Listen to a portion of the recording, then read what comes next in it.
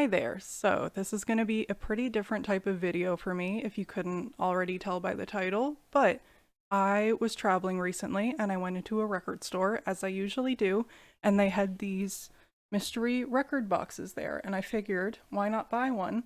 And also, since I have a music related YouTube channel, why not open it on camera? I've been trying to figure out how to go about this because at first I was just going to open it on camera and end it there, and then I thought maybe I would open it and then do a reaction to all of the albums like I would usually do, but I figured it would take a really long time and I don't know if anyone really wants to see that. And then I decided that I'm just going to open the box on camera, I'm going to go listen to the albums on my own time, and then I will come back and briefly let you know what I thought about them. I'm not going to go like full music reviewer, but I will let you know if I think they're worth checking out, if there's any good songs. I will be brief about it. I don't really think that many people are going to watch this. I don't know if it's going to make for a good video. I don't know if anyone's going to like it, but it just felt right. By the way, I will say that I didn't spend that much money on this box, so I don't think that the records are going to be in exquisite shape, and also I don't think that they're going to be like super popular, well-known albums, but I could be wrong. If I had to guess, I would say that I probably haven't heard any of these. I feel like I probably haven't even heard of any of these, but again, I could be wrong. We'll see. I will also bring up Google so I can look these up as I go along. Okay, so first up, we have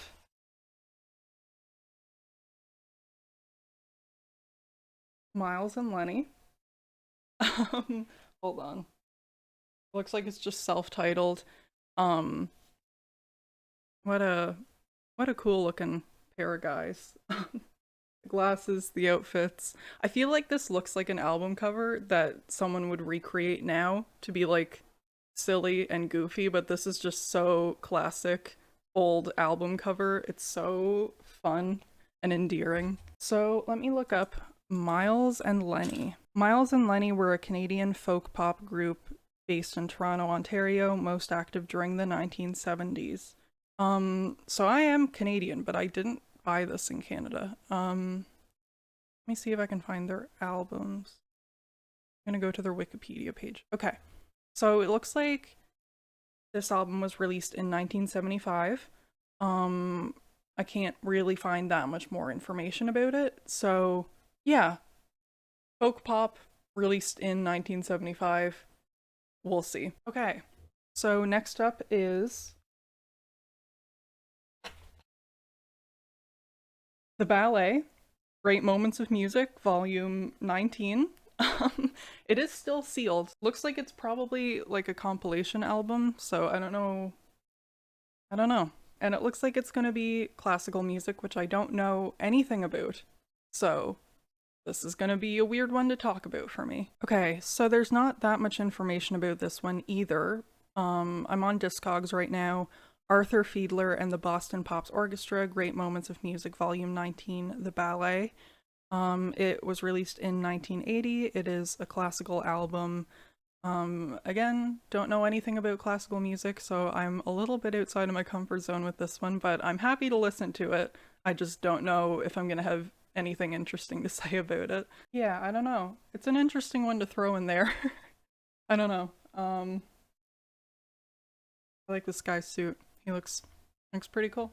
Okay, next up is Perry Como, Dream Along With Me. I love old photo shoots for albums. They all look so, like, goofy in the cutest way. Like, he just looks so excited to be having his picture taken. And I love that for him. The decade of Perry Como recordings that is covered in this album is the heart of one of the most fabulous careers in show business annals.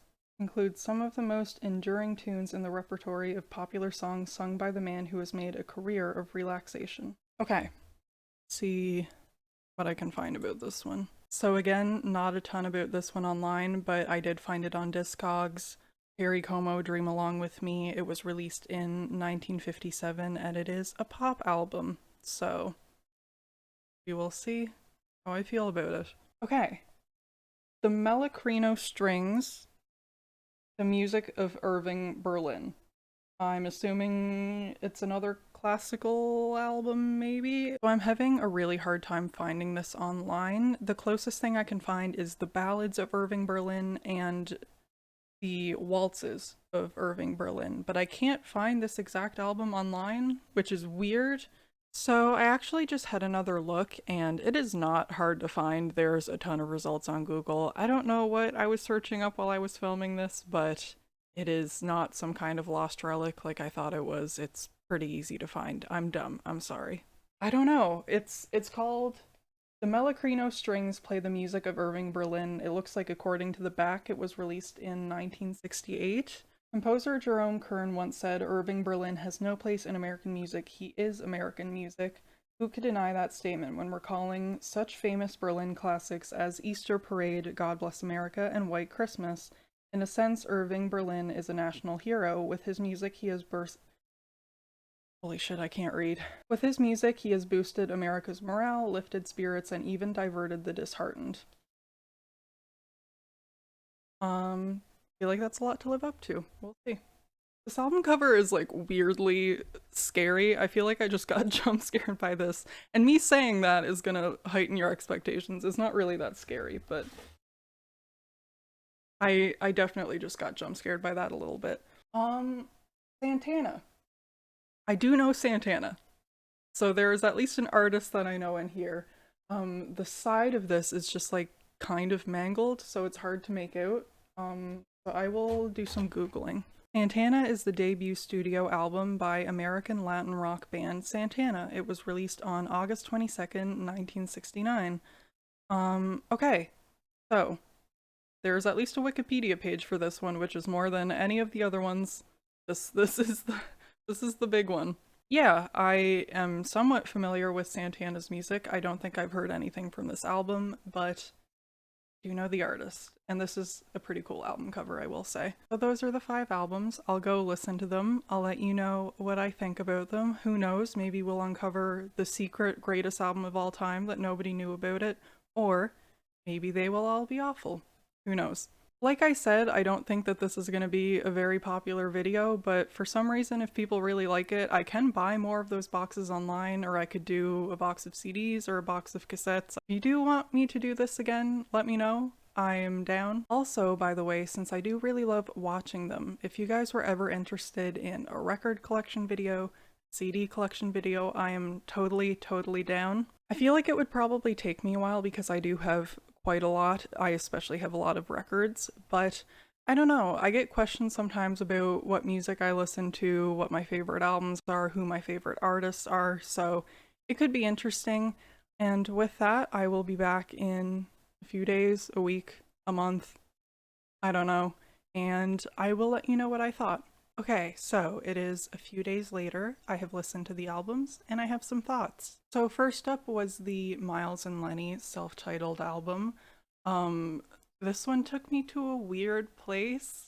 I will say that I actually enjoyed this quite a bit more than I thought I would. I wasn't really sure what to expect with the dorky cover. Something about it definitely hit me in the nostalgia because it sounds exactly like something my parents would have loved and would have listened to when I was a kid. So it actually made me weirdly emotional for that reason. So I guess it successfully made me feel something. I would have never expected that an album that looked like this would have made me so sentimental, but I guess you never know. Specifically, the song Can You Give It All to Me felt very familiar, like a little too familiar, so I asked my mom about it and she said that she knew it, so I guess my nostalgia sensor was right. I do plan on giving this another spin soon. I really want to hear it again. I wasn't fully in love with every track or anything, but something about it did feel very comforting to me. I don't know, I had a weird emotional connection to it that I didn't see coming, so I guess I liked it, but I don't think it would hit anyone else the same way. So next up was Great Moments of Music, Volume 19, The Ballet by Arthur Fiedler and the Boston Pops Orchestra.